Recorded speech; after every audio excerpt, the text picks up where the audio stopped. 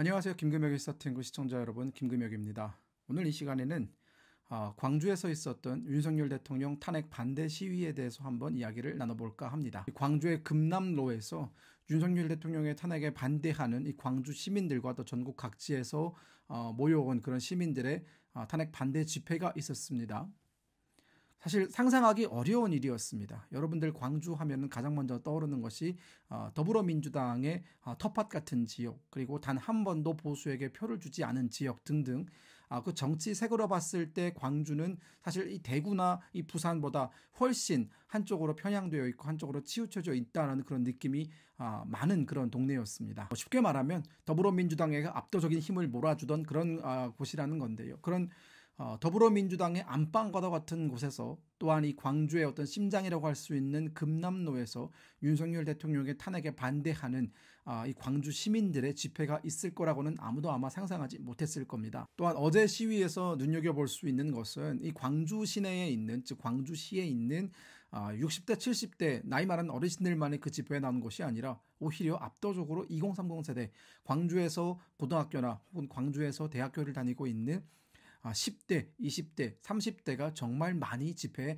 나와줬다라는 것입니다. 상당히 역사적인 사건이 아닐 수 없습니다. 물론 전국 각지에서 광주에서 진행되는 윤석열 대통령 탄핵 반대 집회에 참가하기 위해서 많은 곳에서 사람들이 몰려들었기 때문에 그 3만 명이 다 광주 시민이라고 볼 수는 없습니다. 그러나 적어도 그 절반 이상이 광주 시민이었다는 점은 그 누구도 부인할 수 없는 사실입니다.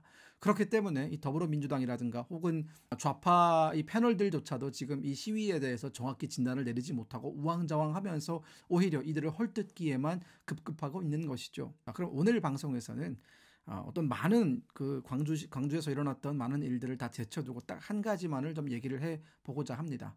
왜 광주의 10대, 20대, 30대는 점점 보수화가 되어 갈까입니다. 이렇게 질문을 하시는 분들도 있을 거예요. 기껏 그 한 가지 집회 가지고 10대, 20대, 30대가 보수화되었다라는 것은 좀 무리 아니냐라고 얘기를 하시는 분들도 있을 겁니다. 하지만 광주가 얼마나 변하고 있는지에 대해서 알아보려면 그 역대 대선에서 얼마나 많은 표가 나왔었는지를 우리가 좀 들여다보면 알 수 있습니다. 이회창 후보와 노무현 후보 사이에 치러졌던 대선 때 얼마나 많은 광주 시민들이 노무현 후보에게 힘을 실어줬었는지, 그리고 이명박 후보와 정동영 후보 사이에서 치러졌던 대선에서는 또 얼마나 표가 차이가 났는지, 또한 이 박근혜 후보와 이 문재인 후보, 그리고 그 뒤에 지금 윤석열 후보와 이재명 후보 사이에 벌어졌던 대선에서는 얼마나 많은 광주의 표가 어디로 가고 누구에게 지지를 했는지, 이런 것들을 보면은 이 광주에서 이 보수권을 지지하는, 이 보수 후보를 지지하는 그 퍼센테이지, 그리고 그 어떤 기류는 점점점 높아지고 있었습니다. 노무현 후보와 이회창 후보 사이에 치러졌던 대선에서는 광주에서 거의 90%에 가까운 득표율이 나왔었거든요. 물론 그 득표는 다 노무현 후보가 가져갔었죠. 하지만 그 뒤로부터는 조금씩 치고 올라오면서 윤석열 대통령 때 윤석열 후보와 이재명 후보 사이에 치러졌던 20대 대선에서는 무려 10%가 넘는 지지율이 광주에서 나오기도 했습니다. 즉, 이 지표들을 우리가 들여다봤을 때 알 수 있는 내용은 광주에서 조금씩 보수 후보에 대한 지지도가 올라오고 있다. 물론 이 10%도 여전히 굉장히 작은 숫자이기 때문에 어떤 변화를 주기에는 상당히 어려운 숫자지만 그 추세만 봤을 때 올라오고 있다고 볼 수 있고요. 좀 더 본격적으로 들어간다면 현재 어제 시위에 나왔던 그 광주의 10대, 20대, 30대들은 왜 그렇게 보수화가 되었을까? 이 부분에 대해서 오늘 좀 중점적으로 논의를 해보겠습니다. 첫 번째로 민주당에 대한 실망감과 피로감 때문입니다. 광주는 지난 수십 년간 민주당을 지지해왔고 민주당한테 큰 힘이 되어 주었습니다. 자, 그러나 민주당은 광주에게 어떤 힘이 되어 주었습니까? 인터넷에 이런 밈이 있습니다. 광주에만 없는 것이라는 게 있습니다. 그게 뭐냐면 제가 읽어드리겠습니다. 코스트코, 이케아, 스타필드, 롯데몰, 트레이더스, 노브랜드버거, 쉑쉑버거, 블루보틀, 5성급 호텔, 운전면허 시험장, 또 쿠팡 와우 당일 배송 안 되고요. 마켓컬리 새벽 배송 안 됩니다. 그리고 쿠팡이츠 안 되죠. 캐치 테이블은 유일하게 되는 그게 가능한 가게가 5개밖에 안 된다라고 합니다. 대형 워터파크 없죠. 스타벅스 리저브 없습니다. 명품 매장, 고층 빌딩 밀집 지역, 대형 놀이공원, 이런 것들이 다 광주에는 없다라고 합니다. 물론 이 모든 것들이 갖추어져야만 그럼 완벽한 도시냐라고 했을 때 그건 아닙니다. 하지만 적어도 이 중에 두세 개 정도는 있어야 젊은 층들이 그 도시로 유입이 되고 인구가 유지가 되고 이 도시의 이 상권에 활기가 생기겠죠.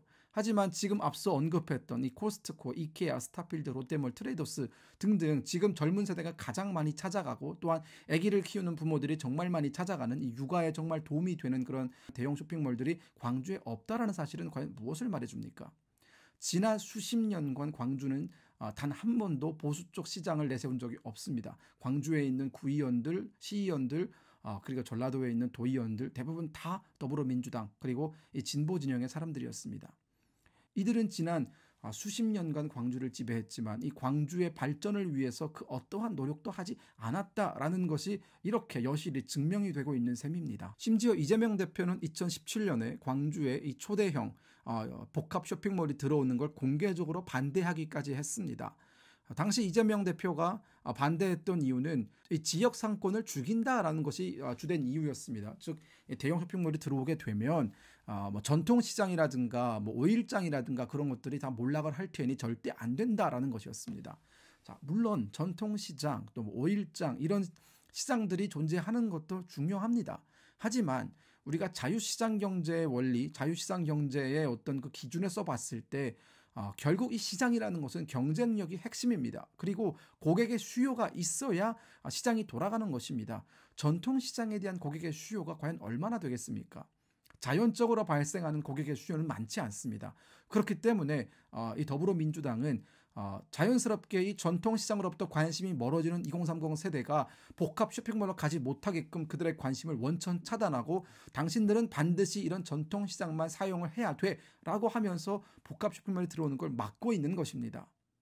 그러다 보니까 광주는 일자리가 사라지게 되고 또 광주는 그 안에서 뭔가 먹고 쇼핑할 수 있는 그런 다양한 그런 복합적인 문화 공간이 사라지다 보니까 많은 젊은이들이 광주를 이탈하고 있는 것입니다. 이것은 과연 국민의힘의 책임입니까? 더불어민주당의 책임입니까? 저는 사실 이 운전면허 시험장조차 없다라는 그 사실을 들었을 때 정말 놀랐습니다. 인구 150만의 광역시에 운전면허 시험장 하나 없다라는 것이 말이 됩니까? 자, 그러면 일각에서는 이렇게 얘기할 수도 있습니다. 이 보수 진영의 호남주기이기 때문에 광주가 길을 못 펴는 것 아니냐. 하지만 여러분, 광주가 1년에 예산을 얼마나 쓰시는 줄 아십니까? 2025년에 책정된 예산은 무려 7조가 넘습니다. 작년에 비해서 8천억 가까이가 는 금액, 7조가 넘는 금액을 쓰고 있습니다.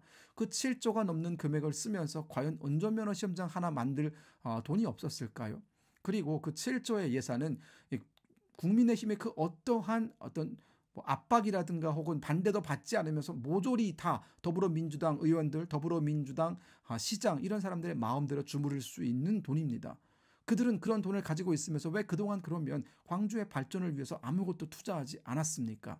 지방분권체제가 갖춰진 게 지금 벌써 20년이 지났습니다. 언제까지 중앙정부 탓만 하겠습니까?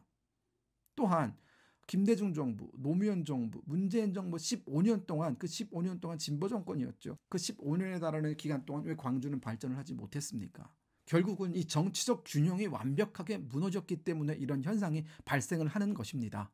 이 광주는 반복적으로 말씀을 드리지만 오랫동안 민주당의 텃밭이었지만 그 텃밭인 결과가 오히려 지금의 광주의 그 발전이 되지 못한 모습을 만들어내고 있는 것입니다. 왜냐하면 경쟁이 없는 곳은 도태되기 마련이기 때문입니다.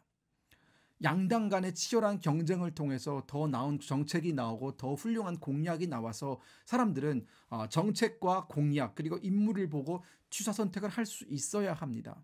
하지만 광주는 어땠습니까?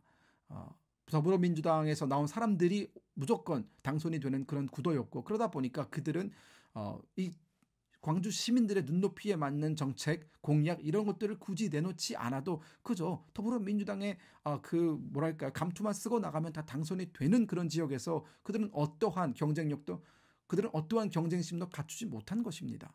결국은 균형 잡힌 정치가 필요한 것인데 이 민주당이 지역을 독점하면서 경쟁이 사라지고 변화도 지체되고 있는 것입니다. 이에 대한 반발, 지금 제가 말씀드리는 이런 이유들에 대한 반발로 인해서 이 광주에서 특히나 전라남도, 전라북도에서 10대, 20대, 30대 청년들이 보수화가 진행이 되고 있는 것입니다. 또한 과거에는 이 지역 언론과 그리고 또한 이 진보 세력에게 특화된 그런 교육이라든가 혹은 진보 세력의 어떤 시민 운동가들에 의해서 광주라든가 이 전라도의 여론이 움직였다면 이제는 SNS가 발달을 하고 유튜브가 발달을 하면서 광주라든가 이런 곳에서 사는 10대, 20대 젊은이들도 더 큰 세상을 볼 수 있는 것이고 그들이 그동안 얼마나 가두리 양식을 당해왔는지 그런 것들에 대해서 깨닫고 있는 것입니다. 또한 이 공정과 정의의 문제도 있죠. 그동안 이 광주에서 태어난 이런 10대, 20대 청년들은 무조건 더불어민주당은 옳다라는 그런 생각을 정말 많은 지역사회로부터 강요를 받으면서 살아왔을 겁니다. 자, 그러나 이 조국 사태, 김남국 사태, 또 이재명 대표 이런 사람들을 보면서 과연 더불어민주당이 정의롭다고 말할 수 있는 정당인가에 대해서 근본적인 의문을 던지기 시작했다라는 것이죠. 저는 그렇기 때문에 오늘 영상에서 강조하고 싶은 것은 균형 잡힌 정치가 있어야 혹은 견제받는 권력이어야 발전을 추구하고 그 도시의 활력이 생겨난다라는 점입니다. 저도 광주를 여러 번 다녀왔습니다. 그리고 제가 지금 이렇게 광주 얘기를 한다라고 해서 호남에 대한 비하 혹은 호남에 대한 어떤 그런 안전 여론을 가지고 있는 건 아니냐라고 질문을 하시겠지만 아시는 분들은 아시겠지만 저는 다 저를 제외한 어떤 제 처갓집은 다 전라도 분들이십니다. 그리고 광주에도 여러 번 다녀왔고 여전히 광주라든가 전라남도 곳곳에서 처갓집 친척들이 살고 있습니다. 그렇기 때문에 저는 오히려 특별히 애정의 마음을 가지고 있는 곳이기도 합니다. 하지만 제가 그렇게 애정의 마음을 가지고 있는 곳이 가보니까 정말 낙후했고 발전이 덜 되어 있고 과연 이것은 발전을 추구하는 도시인지 아닌지 의문이 들 정도로 90년대, 2000년대 초반에 머물러 있는 그런 도시의 모습을 보면서 많은 의문을 가졌었는데 그런 의문들을 가지고 있는 다른 어떤 광주의 청년들이 눈을 뜨기 시작하면서 이제 그 모습들이 세상에 전해지기 시작했고 그 결과가 토요일에 있었던 금남로에서의 윤석열 대통령 탄핵 반대 시위로 이어진 것입니다. 어제 그 한 번의 시위로 인해서 광주의 정치 지형이라든가 혹은 정치를 바라보는 시각 혹은 인식 그런 것들이 완벽히 바뀌었다라고 볼 수는 없습니다. 여전히 더불어민주당은 전라도에서 광주에서 압도적인 지지율을 가지고 있을 것이고 윤석열 대통령과 또한 이 보수 진영에 대한 광주 시민들의 거부감은 여전히 높을 것입니다. 그러나 제가 정말 진심으로 호소드리고 싶은 것은 당을 보고 혹은 어떤 주변 사람들의 말을 듣고 어떤 정치를 선택하지는 않았으면 좋겠다라는 것입니다. 정책을 보고 공약을 보고 그리고 당신들께서 표를 줬던 사람들이 수십 년간 이 광주의 발전을 위해서 전라도 지역의 발전을 위해서 어떤 노력을 해왔는지 그런 점에 대해서 이제는 돌아볼 때가 되었다라는 것입니다. 그리고 돌아봤을 때 그들이 잘못했다면 회초리를 들 수 있어야 합니다. 회초리를 드셔야 국민들께서 회초리를 드셔야 그 사람들과 정신을 차리고 이 광주의 발전을 위해서 뭔가 더 하지 않겠습니까? 회초리를 들지 않는다면 이 국민의 준엄한 목소리가 그들한테 와닿지 않는다면 그들은 여전히 본인들의 텃밭에서 더불어민주당의 옷만 입으면 당선될 수 있는 곳에서 어떠한 발전도 시도하지 않으면서 여전히 가두리 양식을 통해 사람들을 세뇌하고 오직 자신들만 찍으라고 강요할 것입니다. 저는 그건 민주주의가 아니라는 생각이 듭니다. 자, 저는 그렇기 때문에 오늘 이 영상에서 강조하고 싶은 것은 광주가 드디어 깨어나기 시작했다. 광주의 10대, 20대, 30대들을 중심으로 광주와 그리고 전라도가 긍정적으로 변할 수 있다면 그것은 정말 대한민국 정치사의 큰 변화로 기록될 수 있는 정말 기록적인 일이다라는 생각이 들기 때문에 이런 말씀을 드리는 것입니다. 끝으로 드리고 싶은 말씀은 정치인은 여러분들의 수단이고 여러분들의 도구입니다. 여러분들의 모든 것을 의탁하고 여러분들이 언제든지 표를 맡겨놓는 그런 사람이 아닙니다. 정치인들은 여러분의 개인적인 삶과 또 여러분의 공동체와 또 여러분의 그 주변 환경의 어떤 도움을 위해서 그것이 한 발자국도 더 앞으로 나아갈 수 있게끔 변화하고 발전할 수 있게끔 사용되는 도구와 수단입니다. 정치인은 철저히 그렇게 사용하셔야 합니다. 그래야 여러분들 손에 있는 그 주권이 제대로 사용이 되는 거라고 저는 믿고 있습니다.